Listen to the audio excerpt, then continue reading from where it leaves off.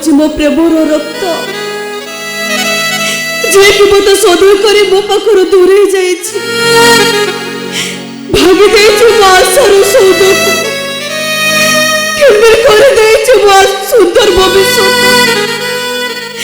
एमिति गोटे मतलबी मनुष्यर रक्त को मो गर्भ रही नष्ट करबा पई मो भाई अब्बास खान को मु केते थोर कहलिनी हेले मो भाई अब्बास खान रो केवल गोटाए जिद ए छुआ ए दुनिया रो आलोक देखिबो भाई हां बहन मु बची थिबा जाए तोर के छुआर किछि क्षति हबा को देबेनी मु हर दिन अल्लाह पाखरे एति की दुआ करूची हे अल्लाह मो भौणी की ता प्यार फेरई दे से दु जन को एकाठी करी दे ए पिला को ता बापार परिचय दे दे बहन डॉक्टर बाबू बोधे आसी गले डॉक्टर हाँ बहन तू चेकअप मेडिकल जावाक मना कलु तो मु सेति जने डॉक्टर को घर को डाकी आनी हेले आम संपर्क को आक्षेप करे कौन से डॉक्टर घर को आसी में राजी हो नथिले से केमिते राजी हो गले मु तांको घर को आनी वाला गोटे मिछ कथा कहि दे मिछ कथा हाँ मिछ कथाटा या जे तुम बहन नुहे तुम बीबी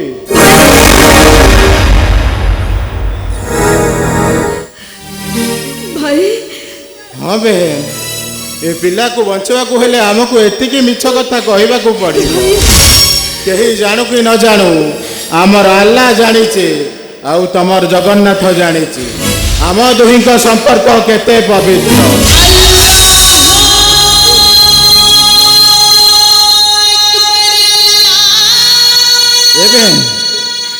नमाज टाइम हो गलानी मु एथर आसुची तोर जहाँ है डॉक्टर बाबू आसले तू सत सत कथा कहबू मु आसुची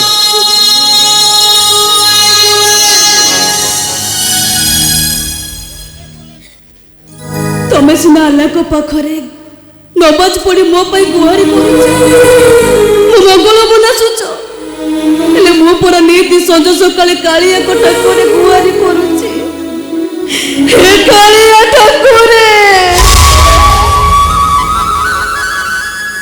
एमिति एक अभिशप्त जीवन को नहीं सारा जीवन जंत्रणा छटपटे मरिबा अपेक्षा मोर जीवन सहे गुण भल मत मारी दियो कालिया ठाकुरे मत मारी दियो एक्सक्यूज मी एटा आबास खान घर तो हाँ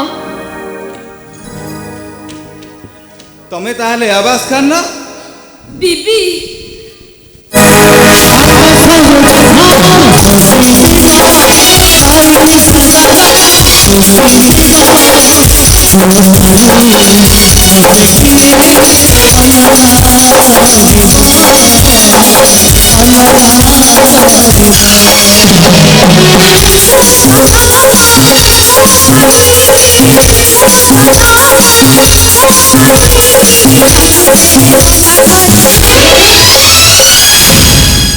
मीनाक्षी तब सतरे आसुचो ना मु स्वप्न देखुची मते स्वप्न देखिबा तमर कोनोसी अधिकार नाही काहेकि ना तमे होउछ सहस्र सत्यार नायिका अनेक पुरुषंकर तांगिनी आउ निज देहर सौदा करुथिबा गोटिए कॉल गाओ बंद करो ए सब काहेकि बंद करिवे अरे हिंदू पुरुषर कामना नियारे निजको संतुष्ट करि पारलन जे शेषरे गोटे मुसलमान रो बेड पार्टनर रही गला छी छी छी तम भणी नारी को पाई एई नारी समाजता जी कलंक होई जाई ओडिया जातिर माटन जोद्धा सब माटने मिसी जाई आ मोर दुर्भाग्य तम भलिया गोटे बेश्यार गर्भ करिया पई हु आसी छी बेश्या नुह पेउस तुम गर्भरे बणी तुम संतान अना बापा नुह हे पिलर बापा हो छ तमे आ आवाज खान मो स्वामी नुह से आउ तुम भाई आ मु होती त भौणी छलनामयी नारी माने बारमासी चढ़ई परी रंग बदलती बोली शुणी थी हेले आज मो निज आखिरे देखुचे मन रख ମୋ କଥା କେବେ ତମ ମନରେ ଭାବିବନି। ଆଉ ଯଦି କେବେ ଭାବ ତମକୁ ତମ ଗର୍ଭରେ ବଢୁଥିବା ଛୁଆର ନିୟମ ଇଚ୍ଛା ନଥିଲେ ବି ତଥାପି ପିୟୁଷ ତଥାପି ରାତି ଆସେ ବୋଲି ଗଙ୍ଗଶିଉଳି ଫୁଟେ ଆଉ ସୂର୍ଯ୍ୟ ଉଏ ବୋଲି ପଦ୍ମତା ପାଖୁଡ଼ା ବେଲେଇ ରୁହେ ଧନଟା ହୁଏ ବୋଲି ନିରିବାକି କହି ଫୁଲଟା ତା ପାଖୁଡ଼ା ବେଲେଇ ହସେ ଆଉ ମୋର ସେ ମନ ଖୋଲା ହସ ହେଉଛ ତମେ।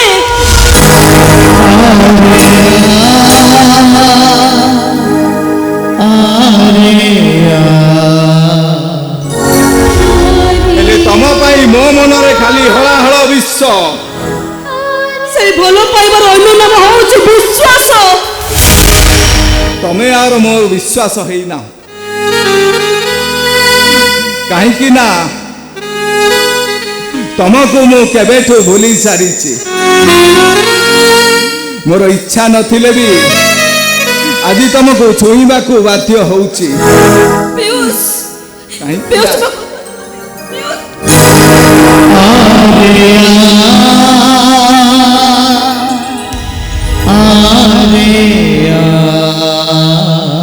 କାହିଁକି ନା ମୁଁ ଜଣେ ଡକ୍ଟର ଆଉ ଡକ୍ଟର ଧର୍ମ ହେଲା ରୋଗୀକୁ ସେବା କରିବା।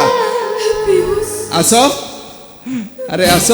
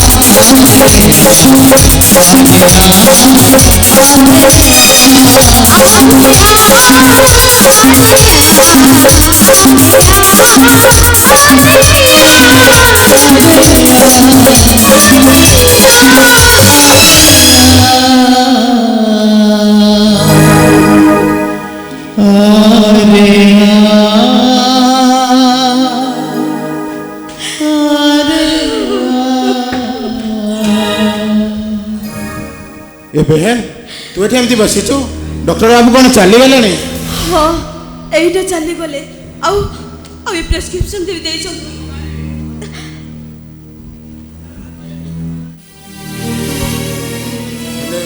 तो आखिरे लुह तू कांदुचु कहीं?